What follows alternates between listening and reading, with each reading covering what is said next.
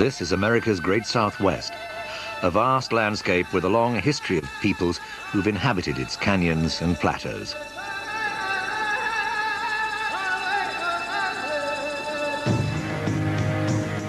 Thousands of years ago, a civilization flourished here and left ruins that are as grand and mysterious as anything that exists in North America. Great settlements, imposing cliff dwellings, and ceremonial chambers called kivos. All are attributed to the ancient Anasazi. There are people today who believe Anasazi spirits still inhabit these great badlands. And a century ago, a gruesome discovery was made in Chaco Canyon, New Mexico.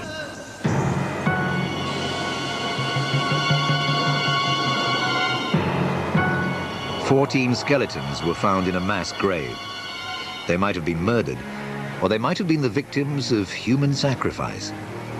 Their fate was sealed in the American West centuries prior to the arrival of any of its familiar peoples, before even the Navajo or Hopi tribes of Native Americans, at the dawn of civilization."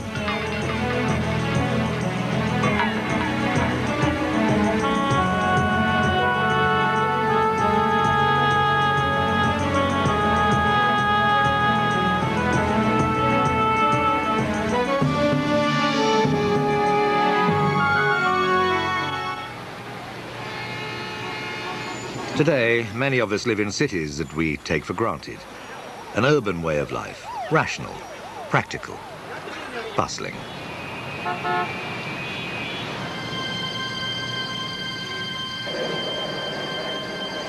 It's not easy for us to grasp a very different view of the world, in which there are spiritual cities inhabited by ancestors recalled in the traditions of storytelling among Native Americans, which fuse myth and reality. The stories may be of imaginary scenes, or they might lead us to forgotten places that did once exist.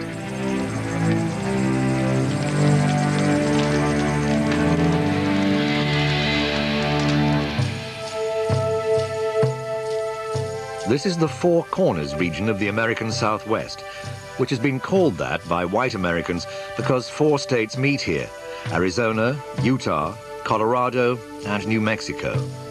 But to the native people, this is the land of the Anasazi, the ancient ones. They're long gone, but it's said their spirits are still a powerful presence here.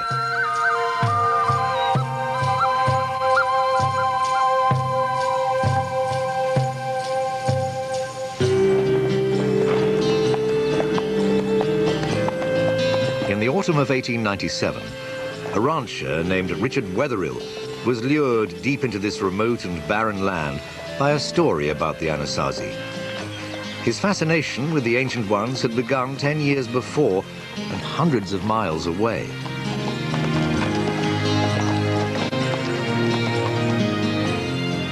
Looking for cattle which had strayed from a grazing herd, he'd made a staggering find.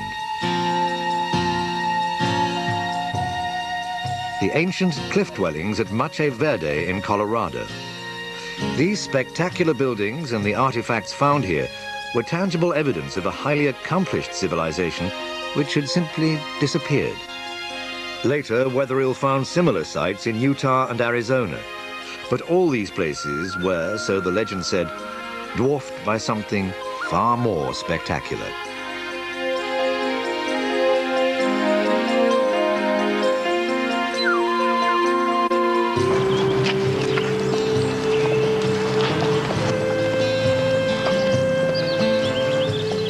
Wetherill was now looking for a fabled city, older, bigger and richer than anything found so far. He had no maps, no specific directions, just the stories and a Navajo guide he hoped he could trust. The deeper they traveled into the desert, the more challenging their quest became.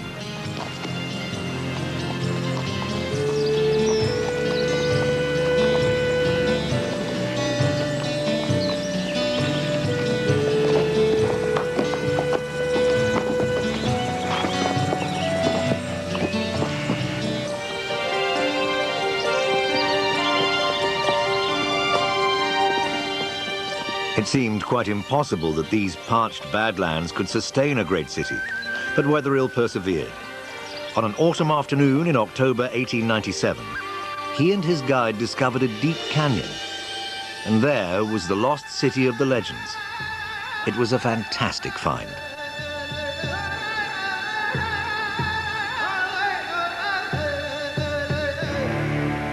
Wetherill was astonished by what he saw. Buildings quite unlike any he'd seen before and never imagined he might discover here. Freestanding buildings, some as tall as 5 stories. One building alone, which became known as Pueblo Bonito, contained more than 650 rooms.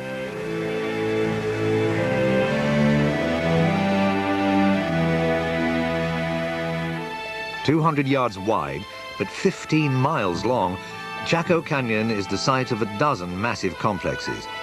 They include over 300 enormous, perfectly round pits, the purpose of which could only be guessed at.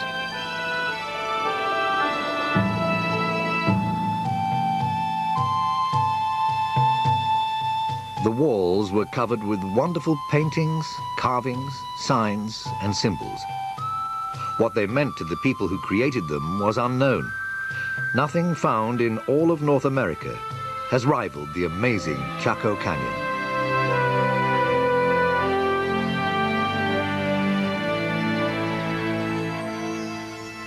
Wetherill and the archaeologists who followed him were astounded and entranced by the pottery they found, the weapons, tools, jewelry, artifacts of every kind. They're abundant, and each is a work of art.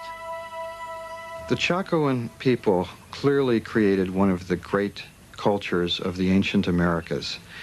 They had a diverse society, many specializations such as pottery and basket weaving, ritual specialists. We already know enough about these people to know that one of the special things about the Chacoan phenomenon is that they created a brilliant civilization of art and all the things that go with it.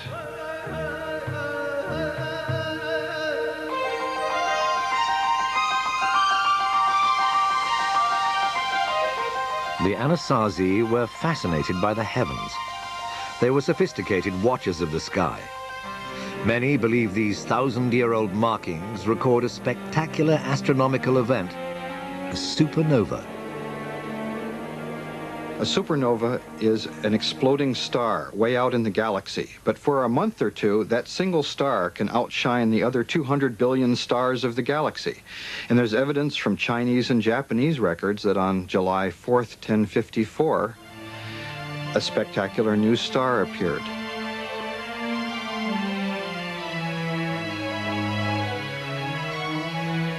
The crescent moon indicates the supernova's position in the sky. The handprint marks this as a sacred site. Clearly, it was a place of religious and ritual importance, and there was evidence of what that might be. For Wetherill made a grisly and disturbing discovery. In a small room, he uncovered a mass grave containing 14 skeletons. Each was covered with exquisite turquoise jewelry. One of the figures was draped with more than 4,000 pieces of the semi-precious stone. He was almost certainly a man of high-ranking status.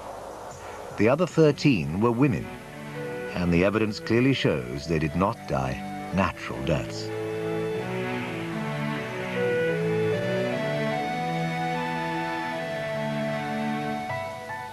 Wetherill's wife, Marietta, who visited the site, speculated about these deaths and their meaning.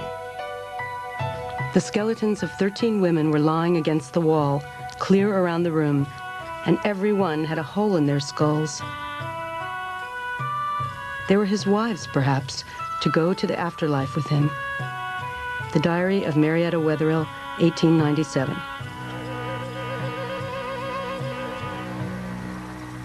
There are other burial sites in Chaco Canyon, but none like this one. An even larger question baffled Wetherill.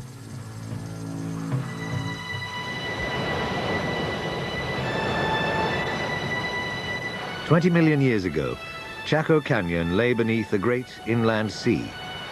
But when the water receded, only a dry and parched desert remained." Mesopotamia, Egypt, a number of others, China, All of those are complex societies founded in a very arid region.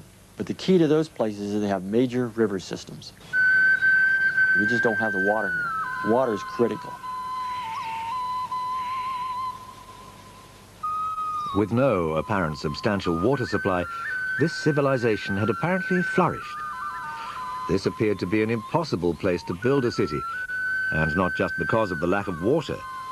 The canyon walls provided the stone for the buildings, but there were a great many timbers used too.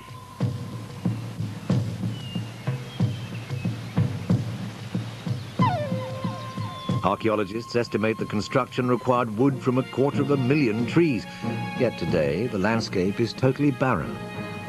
Samples taken from the beams indicate that the trees were not local. Many came from as far as 50 miles away.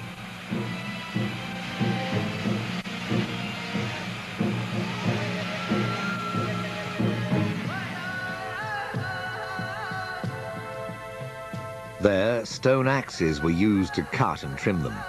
The Chaco people didn't have horses or oxen or carts with wheels, so here was another puzzle. They must have had some means of transporting timber long distances. Archaeologists have calculated that the Anasazi were here from about 900 to 1250 AD.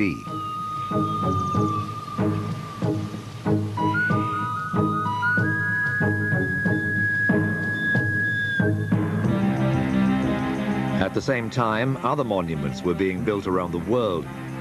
Spiraling Muslim minarets were being erected in Asia. The French completed the great Romanesque monastery at Cluny, and the magnificent Russian cathedral of St. Sophia in Novgorod was consecrated. All who visited Chaco Canyon, Wetherill, the modern discoverer, and those who followed, have been greatly moved by the ruins of the civilization that lived here, and many have sensed it's a place haunted by those who must have been forced to abandon it because a calamity of some kind had overwhelmed them. A clue to what that disaster was is to be found in a secret ceremony of the Native Americans, which they've only once revealed to a photographer. A ceremony in which they dance with venomous snakes.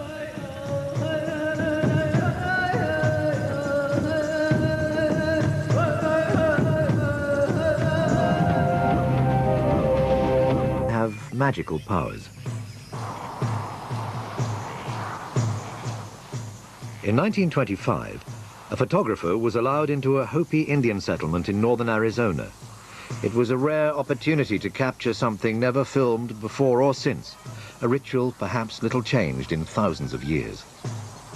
The dancers carry venomous snakes which could easily twist and strike with deadly effect. Dancing with the snakes in their mouths affirms, say the Hopi, their oneness with nature and the earth.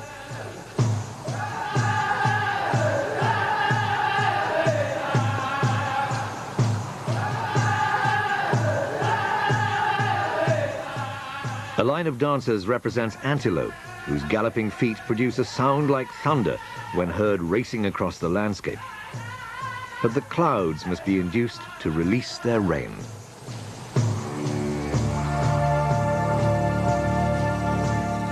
Because snakes spend their lives so close to the earth, they and they alone have the power to draw down the rain. Rain is the key that unlocks one of Chaco's greatest mysteries. The Anasazi were a wandering people, nomads who lived off the land. Then, 1,000 years ago, they stopped wandering and were able to start building, here in this parched and barren place.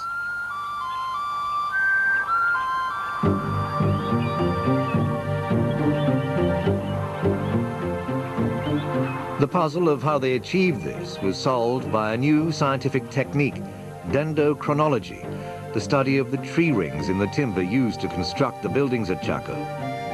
They provided a startling revelation. About 1,000 years ago, the weather changed. An era of record rains began.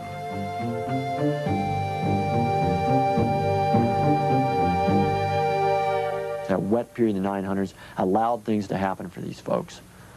And it could have been, given the psyche of human populations, maybe it was wet enough, and maybe for the first time they saw surpluses that they had never imagined before.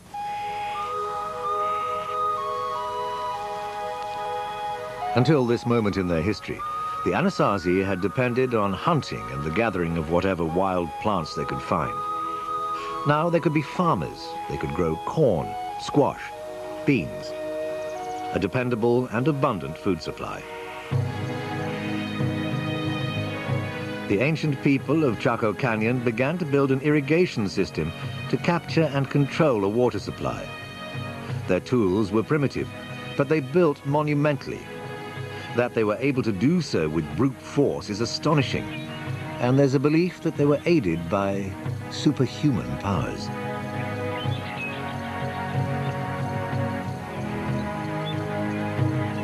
One of the things that my grandma used to tell me in accomplishing major tasks is that a community has to be whole. Everything was done for the betterment of the community. They put their heart and soul into these projects. I feel that there was a lot of the spirits and the guidance from a higher being. There was such a high level of spirituality in Chaco at the time. It's really not difficult for me to believe that a lot of that had to do with the preciseness of these structures and their concept of time frame. That if it took a year to build a structure, then that's what it took. The Anasazi left no written records, only the haunted ruins, cryptic imagery, and tales told by the old to the young. No more than relics and rumors.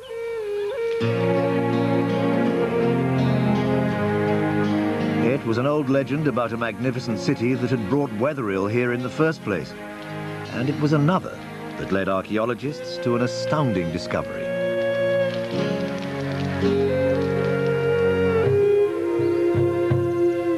It was said that the ancient ones had an immense road system. Archaeologists found nothing more than short, narrow paths. It looked like a story exaggerated in the telling. Then, scientists began to use sophisticated new techniques of aerial observation to see beneath the surface of the landscape. A vast network of roads long obscured by sand and silt suddenly appeared. We know that the canyon itself was the heart of a world that stretched out towards the four quarters, with long, straight ceremonial roadways that run out to so-called Chaco outliers, 30 or 40 miles away in many cases. These roads were very wide, some 40 feet across, as broad as a modern city street. Some were carved into the sheer vertical cliffs of the canyon. As excavations proceeded, archaeologists began to wonder what kind of a city this was. For the number of buildings, there appeared to be very few people buried here. Only about 700 skeletons have been discovered, most of them inside the smaller houses.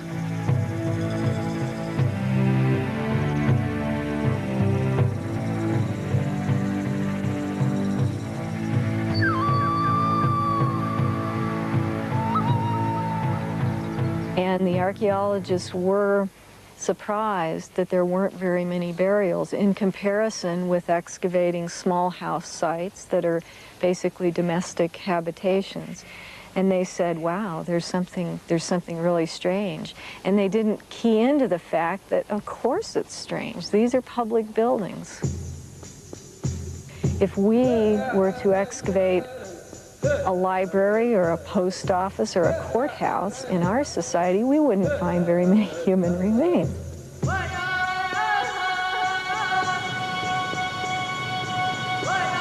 Other clues to the mystery of these buildings may lay buried just outside the canyon.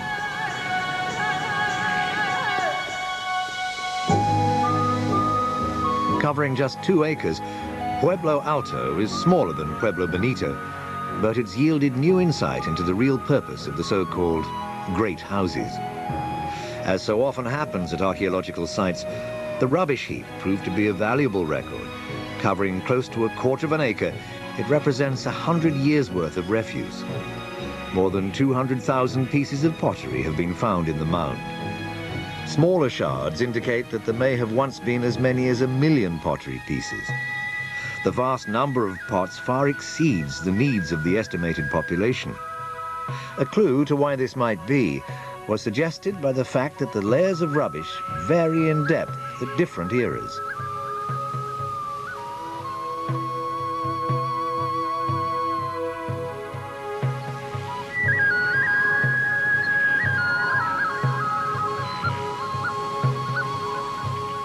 There's probably some kind of ritual thing happening there at Chaco where people come together maybe once a year or something like that. They have ceremonies or some kind of event there, and then the stuff they bring with them they throw away or leave there, maybe intentionally broken and left in the trash midden.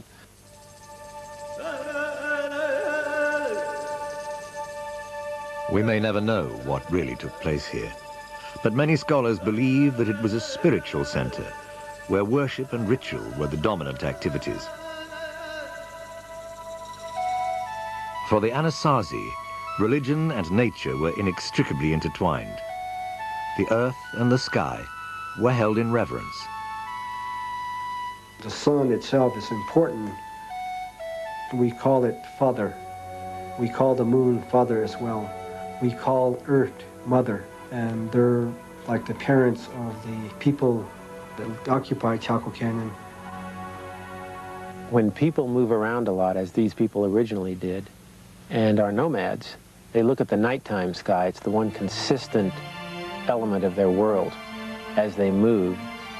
But when people settle down, as these people did, now you can watch the daytime sky and you understand very quickly that cycle of the sun, which creates for you a yearly arena in which to play out your life. So that you can predict when to plant, you can predict when the light is going to almost leave the world and when it's going to return, so that you know everything is unfolding as it's supposed to.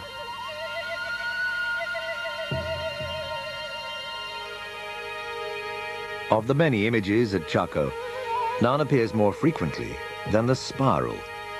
Some are tightly coiled, others are loosely drawn, but all seem to be essential elements of a profound system giving spiritual meaning to the physical world.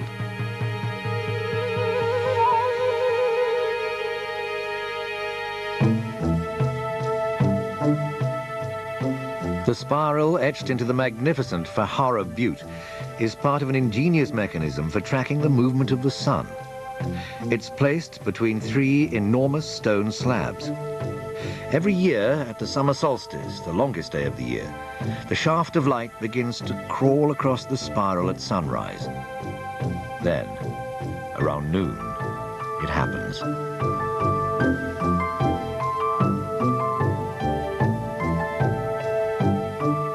A streak, known as the sun dagger, slices directly through the middle of the spiral. A central event of Anasazi life, the full ascendancy of their father sun, has been marked. The calendar is secure. The cycle of life will prevail. Mother Earth will continue to produce. These were common beliefs among pagan sun worshippers of the past, but each culture had its own ceremonies and rituals and ways of appeasing the wrath of their gods.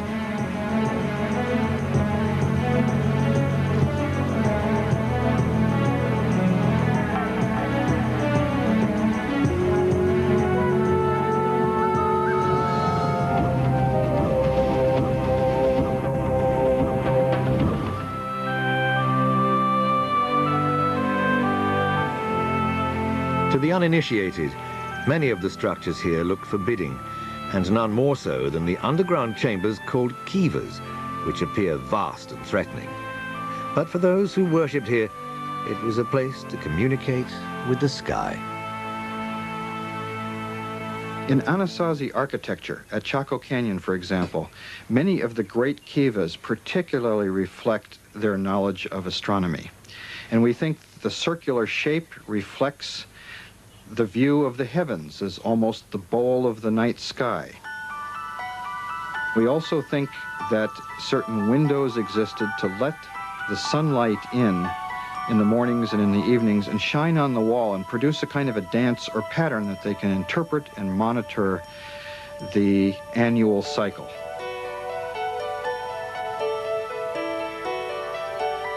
Of all the kivas, the one called Casa Rinconada is the largest and most elaborate. It's also the most intact. The roofs and upper structures of most kivas have long since collapsed. At Casa Rinconada, it's still possible to experience the dance of the sun once a year. Here, at sunrise on that longest day, June the 21st, a magical moment occurs. It's an event that's been played out on these stones for nearly 1,000 years.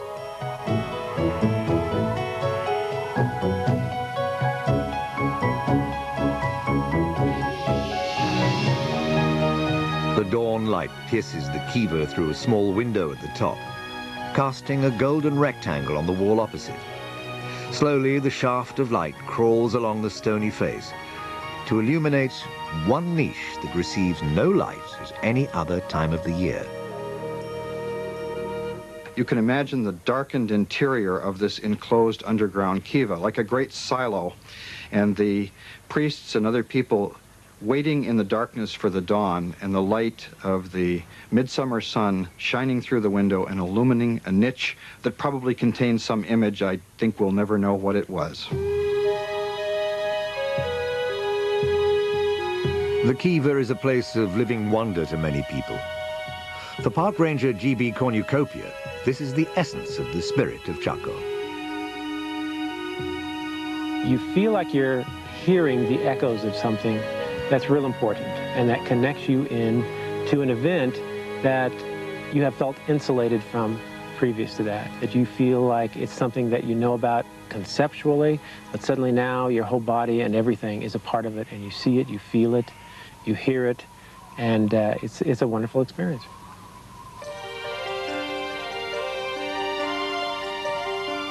For 250 years, a civilization flourished here. But the people were dependent on what they regarded as the benevolence of their gods, who gave the rainfall they needed to survive. 1150 to 1170, very, very bad drought. And it looks like, because I would say there's a major depopulation of Chaco Canyon. Each one of those successively seems to be one of the worst they've seen, you know, for hundreds and hundreds of years.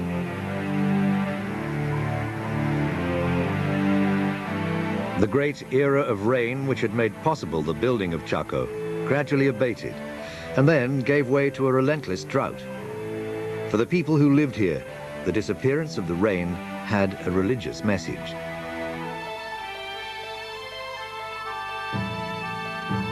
If you anger the gods or the spirits that hold the rain, then they would just withdraw that privilege.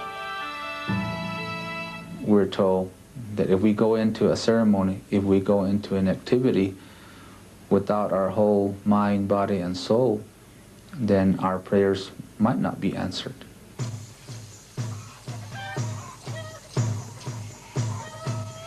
There was constant need to placate the gods.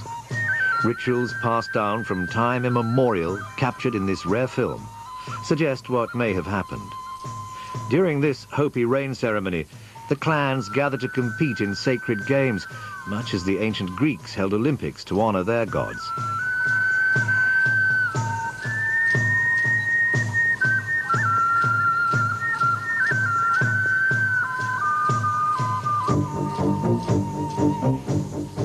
Members of the snake and antelope clans raced barefoot across the desert and up the mesa. When they'd finished the grueling race, the winner was rewarded for his struggle with a jar of water. It began as a holy rite, but as the years passed, the people of Chaco perhaps developed too great a pride in winning. If so, they might have lost regard for their spirit world.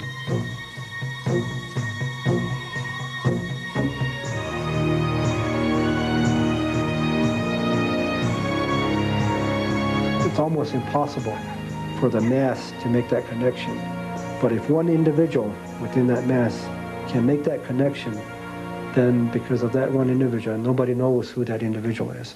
But if one individual can make that true connection, then the spirits that reward such efforts will reward the Pueblo with rain. It's possible that conflict arose because a ruler or priest criticized the people, and he might be the one whose grave was found along with 13 murdered women. They might have been sacrificed to appease the gods, or they might have died violently when the social order collapsed as the drought continued. They might have been murdered.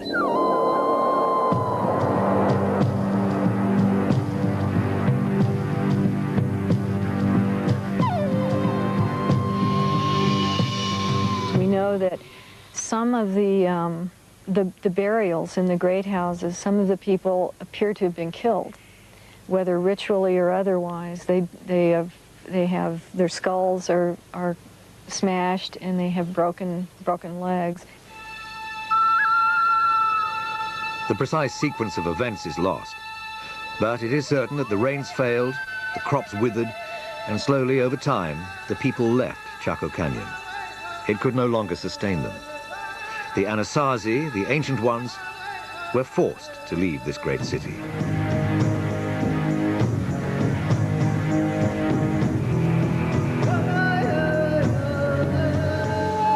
But this was not the end of their story. To many Native Americans who lived near Chaco Canyon, these images, called anthropomorphs, record the origins of the ancient ones, the Anasazi. But what do they actually symbolize? I've had Pueblo peoples tell me that when they see the anthropomorphs, for instance, they'll occasionally say, well, that's when we had tails. That's when we lived in the earlier worlds, and we were of a different form then. There are those who believe that the demise of Chaco was inevitable, that the city was just a stop on a long historical journey which their gods had mapped out for them, and that Chaco was not meant to last forever.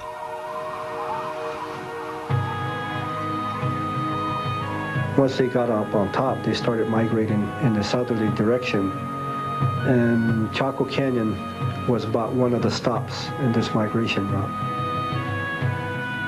We are in a journey.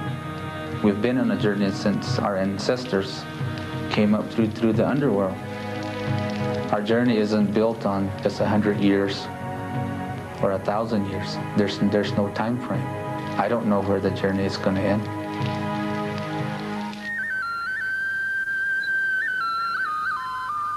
The Chaco people did not vanish. It's now generally agreed that the Hopi, the Zia, the Zuni, and the other Pueblo people are their direct descendants.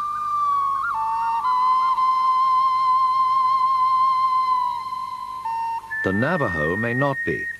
They seem to have arrived in the area long after the Anasazi left. But Anasazi is a Navajo word, and some scholars now regret having taken it up. It's kind of a dirty word. The Hopi and other Pueblo people really hate it, but it's the word that the anthropologists have latched onto. It means something like our enemy ancestors or the enemies of our ancestors.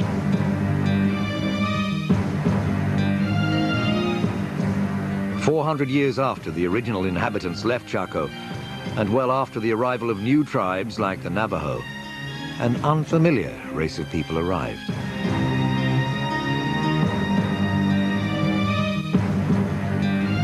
These were the palefaces, sporting beards, astride horses that were unknown in America. And these interlopers turned out to be a much greater threat than any of the dangers that had been faced before.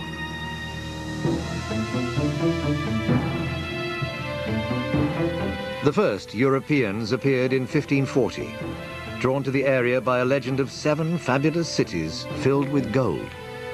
It might have been Chaco Canyon they'd heard of, in which case its fame was responsible in part for the downfall of the tribes. Along with their desire to plunder the riches of a new world was a mission to convert all pagans to Christianity by persuasion, or if necessary, by force.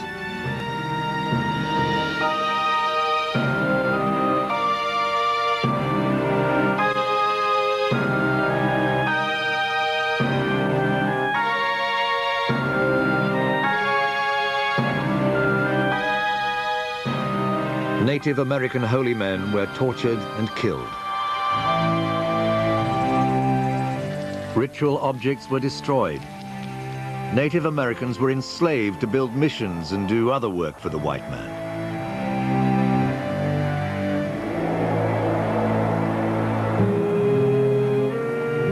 Most damaging of all were the diseases the Europeans brought with them, to which the Native Americans had no immunity. Epidemics of viral illnesses such as smallpox devastated the defenseless peoples, and a series of plagues almost wiped them out. There were uprisings against the Europeans, but they all failed. The great migration of the Anasazi from north to south was stopped.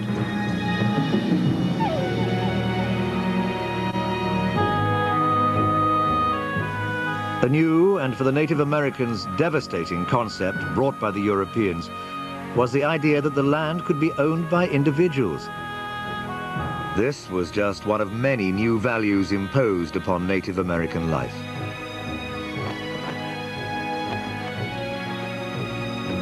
The people were ruthlessly suppressed.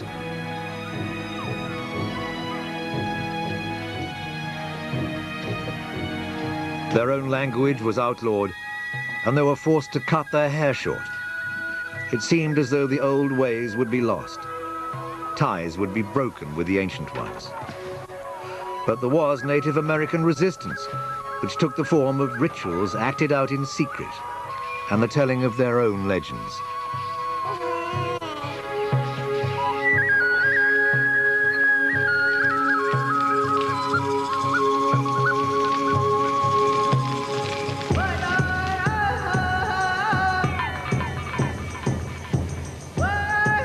And so it was that Chaco Canyon came to be for Native Americans a secret place where the spirits of their ancestors lived on and could only be reached by those with special powers.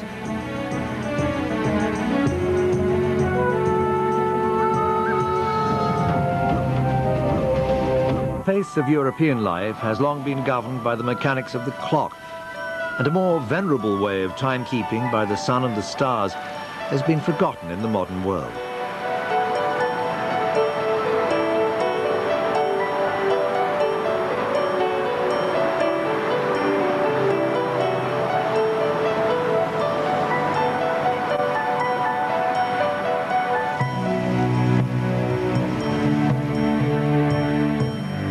For some people, there's a sense that timekeeping in hours and minutes distances them from more natural rhythms of life and a spirit world like that of Native Americans.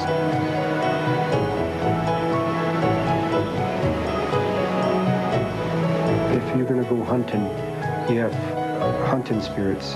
If you're dancing for rain, you have spirits that assist you in making those things happen. If you're going to compose a song, it's not something that you as an individual were able to compose. It's the spirits giving you the ideas to be able to compose the song.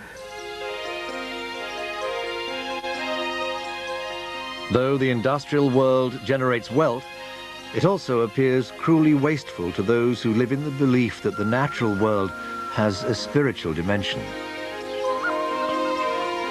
I see lawns in Rio Rancho and Albuquerque overflowing as if there's an abundance of water. Those are some of the reasons that the gods or the spirits that control the water can look down upon us, not only Native Americans, but people as a whole, and determine that we need to teach these people a lesson. They need to respect water. They need to pray for water. Only through that can we be assured that we'll be continually blessed by the spirits.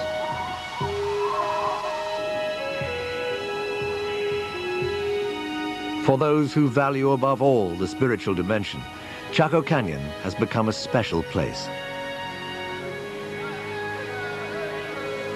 Maybe the person feels that they're lost in this world. If they go to Chaco with the understanding and the hopes that they can find their identity or find their direction, if they go in body, spirit, mind, and soul, they'll be able to probably get that guidance without anybody having to speak to that person.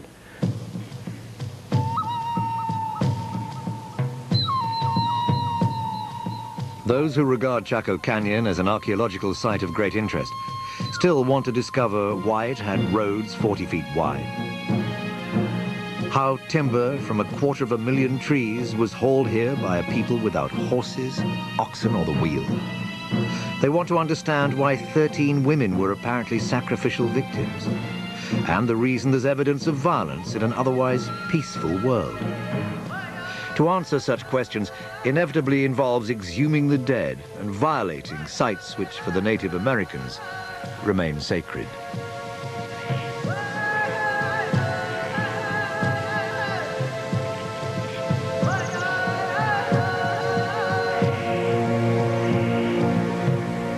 We'll go to those locations.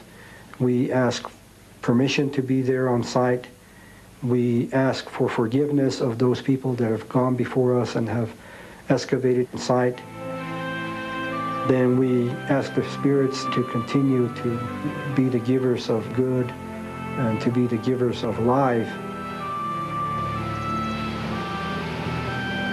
This spot may have significance that's beyond our understanding. It might have had to do with one group of people comes here and something good happens to them, and then this place retains a value that's beyond what it does. The value doesn't preserve in the dirt, you might say. We can't dig it up and say, oh, they're here because of this.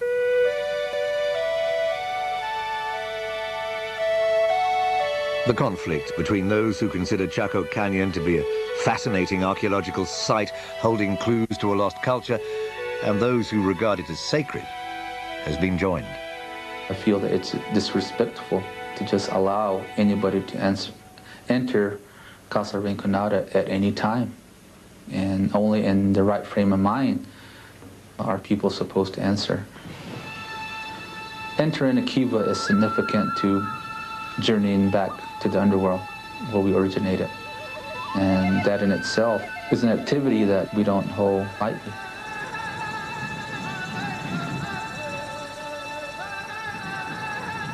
These Native Americans believed they were born deep inside the earth. In time, they came to the surface, took human form, and began a long migration southwards. Chaco Canyon and its civilization were only a stop on a much longer journey, which was halted by the arrival of Europeans. But it will be only a temporary delay.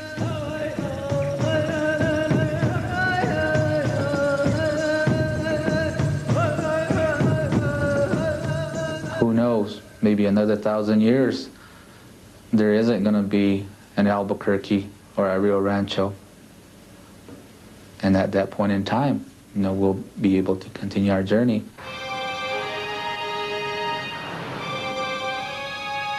The ruins of Chaco Canyon and of all past civilizations which have faded away are testimony to the undoubted truth that no nation is immune to the forces of history and in time will face decline and fall.